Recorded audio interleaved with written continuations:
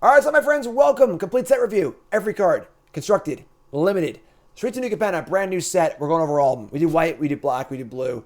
You missed those, go watch them on YouTube. All right, but now we're doing red. Going through all the cards. We give our best in show, our Bombin Common, our new thing. Sleeper card, trap card. Follow the streams first time here. You need to folks like, comment, subscribe. Let me know your thoughts in the comments. Support me, please. I really appreciate it. You're all awesome. Thank you so much. Aww. All right, let's go. Let's go. Our first red card is Antagonized. I would never antagonize y'all. 2 mana for an instant. +4/+3.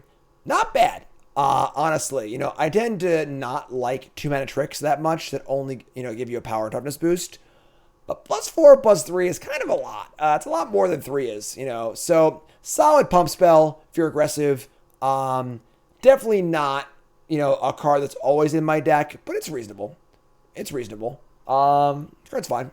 Fine draft card. Up next is Arcane Bombardment. We have a mythic 6 mana enchantment. So you're in for it now. Mythic 6 mana enchantment. Whenever you cast your first instant or sorcery spell each turn, exile an instant or sorcery card at random from your graveyard. Then copy each card, exile with this card. You may cast any number of the copies without paying their mana cost. So this is sort of like Thousand Year Storm. It is the big, dumb 6 mana enchantment where you can sort of like Storm combo off of it without needing to play actual Storm cards, but it is slow and kind of expensive, and it's more cute than anything else. This card's fun, but realistically, more of a against the odds kind of meme kind of card than anything else. And in limited, if you pull this one off, send me a screenshot, right? Up next is Big Score, and I don't know why exactly that unexpected windfall was like not good enough, but we got a windfall here, but instead of being red, it's just red in 3 colors. So this set is very treasure happy, very treasure happy, and this card's already good. We know that, and this card sees a lot of play constructed at red 2, so at red 3, we'll definitely see more play constructed. So card's very good. It's basically a reprint, just powered up. You know what this card is. Calling a professional. Ring, hello. Doing it for an instant. It's a lightning bolt that makes players not gain life or prevent damage. So 3 mana for a lightning bolt is not really good enough, but no life gain and no damage prevention is kind of cool. On rate and constructed, I think you need to have a reasonable reason to play this. For example, opponent's life gaining, yada, yada, yada, or whatever it might be. But at 3 mana, it's a little unexciting. So all in all, not thrilled for constructed, but this card's okay. In limited, it's great. So, yeah, it's just good limited card. Daring Escape, one mana instant. +1/+0 and first strike and scry 1. This has been the kind of thing they've been doing lately of trying to add scry 1 to mediocre 1 mana effects. So this card is already a card. They just added scry, the little power keep to scry 1. It's good. This card's fine. I do love 1 mana tricks. If you're aggressive, this card's pretty sweet. If you're like 2-drop on 2, turn 3 attack, pump spell, 2-drop, that's a pretty good aggro start. So it's a solid aggro card for sure.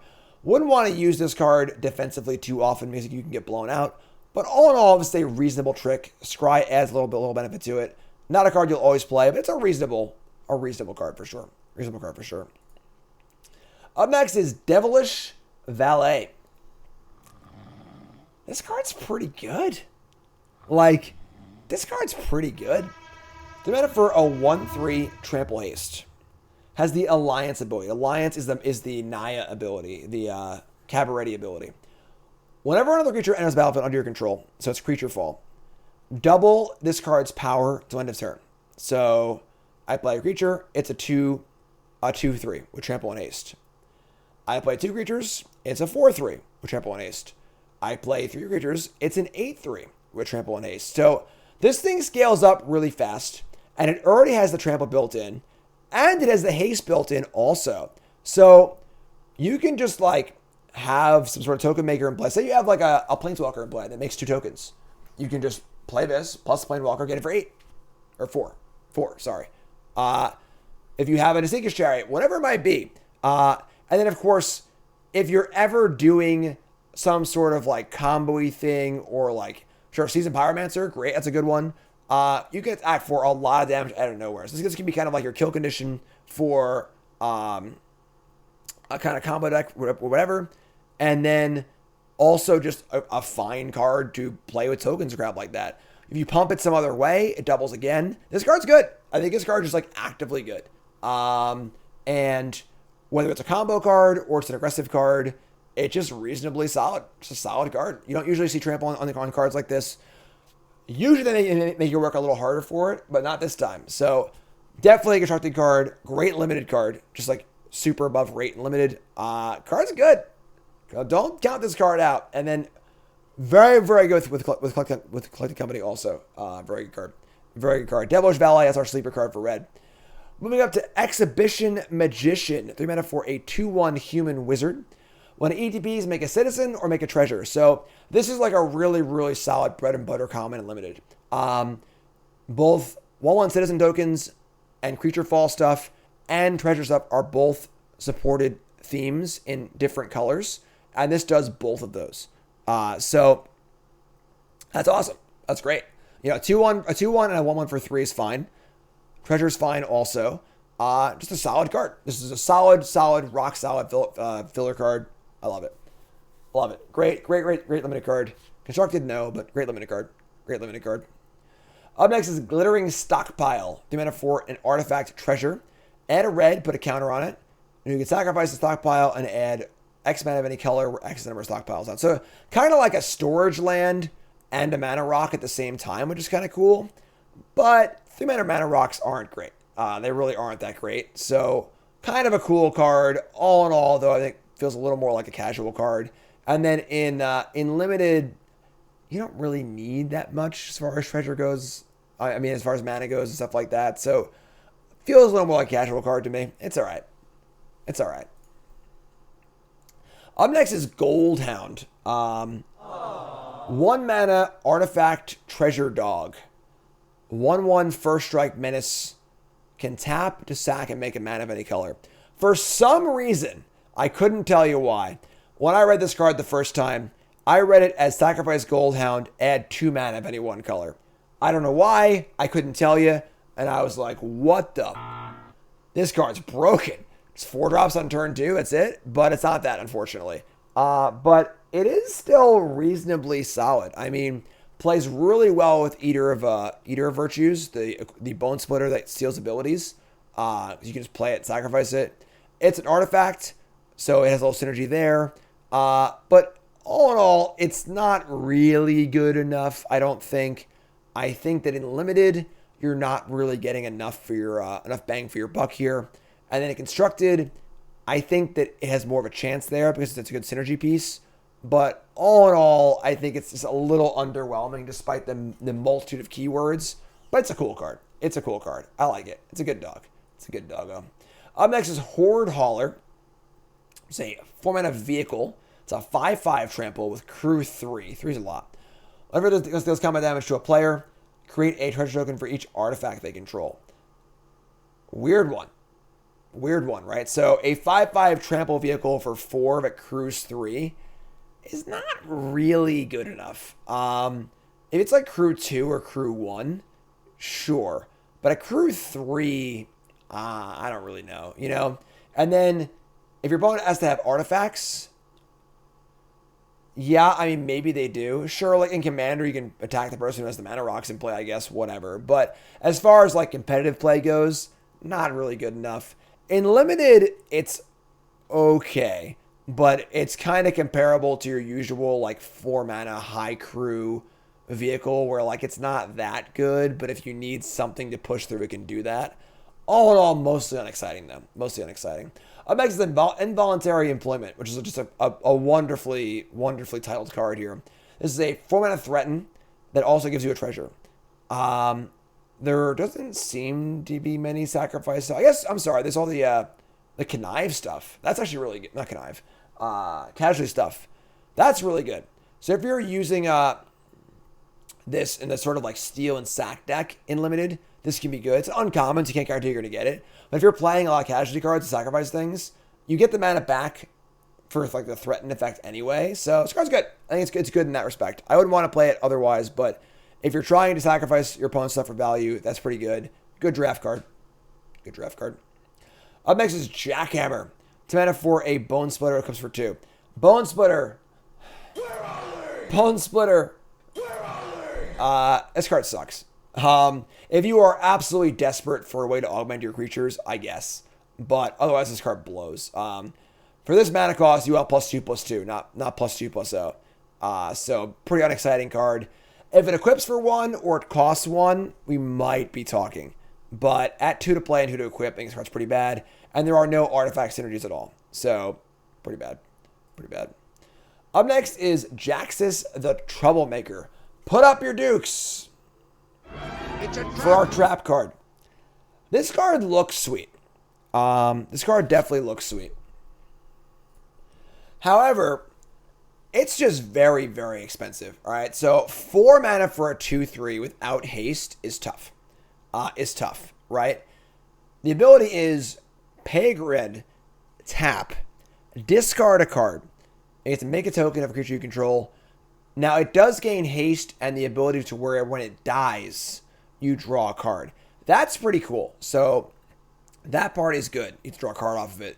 But it's so unlikely to play this card at 4 mana, have it live, untap, have a thing in play you want to copy, discard a card, successfully copy it. It's just so many hoops to jump through. Now, it has the blitz ability, but if you blitz it, you're only copying one thing once, and you're discarding a card too. Isn't very good either. And then on top of all that, Fable of the Mirror Breaker is legal, because that card is just freaking awesome. So, all in all, I think you can do some kind of cool stuff if you like blitz it and then like sacrifice something cool. That's kind of cutesy, but all in all, this is all cutesy and no meat. I think the card is just pretty underpowered and just looks embarrassing compared to Fable of the Mirror Breaker. So, I think the card's pretty bad. In limited, the card's good. I mean, in limited, this card is just totally fine. Absolutely. But in constructed, pretty unexciting. Pretty unexciting. Not really feeling it. Play Fable and be happy about it. Light him up. 2 mana for a sorcery. Not an instant. Casualty 2. Shock to a creature or planeswalker. This card being so like weak, it like looks like it's been powered down so much. Like can't target players. It's only a sorcery. Casualty 2 is a pretty big sign. This power is probably way too good in testing. As it stands, 2 mana shock and limited is reasonable. Not going face means you're probably not playing it in constructed. But in limited, this card seems solid. And obviously, if you're triggering it and killing 2 things, it's pretty good as well. So the card advantage possible common and limited is pretty good. So feels like a pretty high pick in limited, but in constructed, it's just not good enough. It's just not good enough. Mayhem Patrol, 2 mana for a 1/2 menace. When it attacks, creature gets +1/+0, which is kind of cool. So it's basically a bear. And you can blitz it. I doubt that you would blitz this card that often, but it's a fine 2-drop. Solid. It's totally fine. And again, blitzing it cantrips, you draw a card. So that's reasonable. So it's a fine 2-drop for a limited. Plasma Jockey. 4 mana for a 3/1. When it attacks, creature your opponent controls can't block. You can blitz it. Cards like this were often good, but they're usually like 3/3s or 3/2s. At 3/1, that's pretty bad. It's not going to survive an attack usually. It is kind of cool to blitz it because it's sort of like a cantrip, this can't block, deal 3, draw card, which is all right. And of course, again, you can use the casualty ability to sacrifice it for value as well. But I think on the whole, this card is mostly going to be blitzed rather than cast. If you cast it, it's just too bad, I think. I think blitzing it is only okay. It's not great. So, solid, but somewhat unexciting. If it costs 2, it was a 3/2. I think it needed a little bit more to be super exciting. Up next is Professional Facebreaker. That's a metal name. Best in show. Treasures are everywhere, and this card is pretty good with treasures. 3 mana for a 2/3 menace. It's a human. Whenever 1 or more creatures you control deal combat damage to a player, create treasure tokens, this or something else. Most importantly, sack a treasure. Exile a top card of your library. You can play that card this turn. This turns all your treasures into actual cards, which is really, really good. And it's also a way to make treasures. This is your classic modern Magic design of the enabler and the payoff all in one card at a good mana cost and a decent body. This card's unbelievable. This card's really, really, really good, and it's not hard to trigger at all. And there are just so many treasure effects in the Jund colors in this set that this card's just like comically good. Comically good. Absolutely busted and limited. Very, very playable, constructed. Best in show. Special face breaker. Not close. Not close. Up next is Pug Pug. Pug Pug's a 5-mana 4/4 Ogre Warrior. When it attacks, make a tapped and attacking devil token with the die as a deal 1 ability. You can also blitz it. Card's good. Good draft card. 4/4 for 5 is fine enough as far as defensive stuff goes. Making a token every turn is great. And then, of course, blitzing it is also just not that bad either. Blitzing it gives you 4 damage, a card, and a devil, which is great too. So, card's good. Solid limited card. Solid limited card. Pyre's Sledge Arsonist. The mana for a 2/2. Pay 1, tap it, deals X damage to any target where X is the number of permanents you sacrifice this turn. This card is going to be a pretty good draft card. So, this card plays well with 2 different things here. With your sacrifice stuff and your maestros. And more importantly, with your treasures, right? So you sack treasure, cast a thing, and then shock something. This card's good. This card's good. It needs help. It won't do it all by itself unlimited, but in the right deck, this card's going to be busted. Great limited card. Bad constructed. Great limited card. Ready to Rumble. This is Red's bad removal spell. 5 mana for a sorcery again. Choose 1. 5 damage to creature, planeswalker, or destroy target artifact. This is, again, very similar to that white removal spell. It's a clunky, sorcery, expensive removal spell for your draft deck. If you are desperate for removal, sure. You're not always playing this card, though. I think you're happy for... Your deck is good if you're cutting this card. But you can play it. So, not great. At an instant speed, sure, it's a lot better. But at sorcery, it's very clunky. Very clunky. Riveteer's Initiate. 2 mana for a 2/2. They can gain Death Touch. Solid bear. Solid bear, citizen, just solid limited bear. Riveteers, Riveteer, blah, blah, blah, blah. A lot of words. Follow the stream, hit that like button, support my poor vocal cords here. Riveteer's Requisitioner. 2 mana for a 3/1. It's not bad. When it dies, make a treasure. Also good. And you can blitz it. I don't know why you never blitz this card, honestly. But as a 3/1 for 2, when it dies, make a treasure. That's a really solid draft card. So, great draft card. Probably not constructed, but very, very good draft card. Up next is Rob the Archive. Spend it for a sorcery. Casualty 1. Exile the top 2 cards of your library. You may play those cards this turn. So this is your usual light up stage effect, but it's only for your turn. It's pretty hard to play 4 cards in 1 turn. So this is really like a real late game effect. If your deck wants that effect, sure. This could easily draw 3 or 4 cards in the absolute perfect right circumstances. But it's only until the end of your turn. It's not the end of your next turn. This is not a strictly better Reckless Impulse. So be aware of that when you play this card. It's good, but it's only on this turn. So it's... Be aware of it. I think this card is fringe.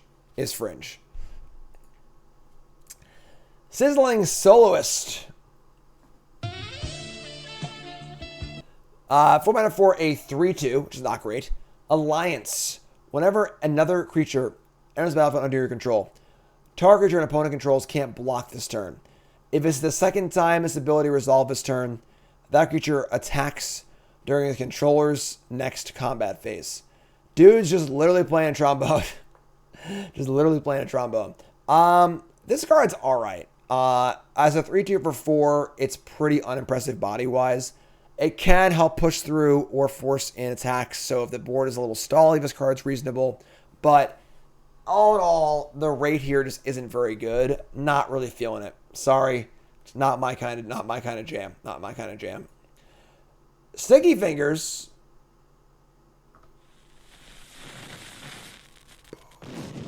Bombin Common. This card is great. This card's really good. This card's sneaky. 1 red aura.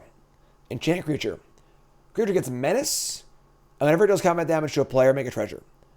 That's insane. So it just pays for itself immediately, and then it just keeps making treasure over and over again, which is what you want to be doing for all of your synergy stuff. And then there's no downside. If it dies, draw a card. So there's no fear of getting blown out here. Bombin Common, not close. I think this card's going to be bonkers phenomenal. Really, really good card. Really, really good card. And then in Constructed, this card could definitely see play. This is a Ragavan-esque mana generation effect on an aura. Play this on turn 2. Get your mana back immediately. Maybe that mana defends it. Maybe use the new dive down kind of card to defend it. That's pretty cool too. So, card's great. Card's really, really good. That extra line of text there on the dice trigger is very important. Love this card. Love it. Limited is going to be great. Constructed, definitely playable. Sticky Fingers. Got them sticky fingers. Moving along to Strangle. Can I get a lightning bolt? 1 red, sorcery. 3 damage to target creature or planeswalker. This is the kind of card where you're not happy about it, but you put it into your deck. Probably on par with Frostbolt. Because obviously there's no caveat about having to play certain lands or whatever. It kills things for 1 mana, which is good. It's got C play constructed. It's a good limited card. It's very efficient. Obviously can't go face, which really sucks. But all in all, this is a good card. I know it's ugly. It's really ugly compared to Lightning Bolt, but it's playable. It's solid. Get your 4 copies now. Possible first pick. It is what it is. It ain't pretty. It ain't pretty, but Structural Assault's the next card. 5 mana for a sorcery. Destroy all artifacts. Then Structural Assault deals damage to each creature equal to the number of artifacts that are put into the graveyard from the battlefield this turn. If this card cost 4 and was like a Shadowstorm replacement, this card would see play in a lot of formats. At 5 mana, this is pretty unexciting. Obviously, if you're playing against like an artifact deck and you're able to kill their Shadow Spear and their whatever, Nettle Cyst and their creatures, sure. But it is very, very clunky and very, very expensive, and then still might not do what you want.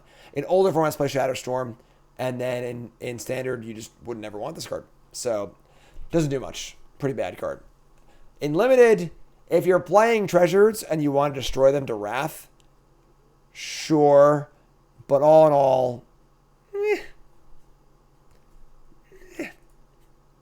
Torch Breath. This is our red color hoser card. Red X, instant. X damage creature, planeswalker. Costs 2 less to target a blue permanent. So against blue permanents, it's a shock or better. And otherwise, it's a what's the card called? What's it called? Heat something? Heat Blast? It's an Urza's something or other.